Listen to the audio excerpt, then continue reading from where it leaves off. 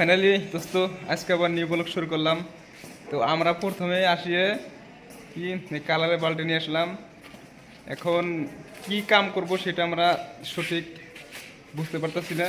তো সেজন্য আমার মিস্ত্রি ঠিকাদারকে ফোন করলে আসবো, আসিয়ে কামের কথা কবে, কোন কামটা কাই করব, কি কাম করি, কাই কোন কাম করি সেটাও দেখাবো, তোমার সাথে থাকো। ফাইনালি দোস্ত এখন আমরা সিরিজ মারি কালার করে দেবো, সাথে থাকো আরও দেখাবো। দেখো কীভাবে গছতেছে। ফাইনালি দোস্ত আমার লাঞ্চ করার টাইম, মানে একবারে সবাই টাইম হওয়ার লগে লগে লাঞ্চ করতে গেছে, আমরা এখনো যাই নাই। আমরাই একবারে লাস্ট পর্যায়ে গেতেছি, মানে শেষ অব্দি টাইমে। এখন যে আগে গাও দেবো, তারপরে লাঞ্চ করতে বসবো। তো ফাইনালি যাই, যাওয়ার পরে আর বাকিটুকু বিকেলে দেখাবো।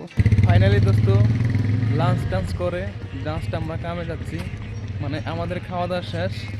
এক লগে 4 জন গিয়েছিলাম তখন দেখছো, এখন আমরা 3 জন এক লগে গেতেছি, মানে দুজনেই এখনও নিদ ছাড়া নাই, ঘুম ছাড়া নাই।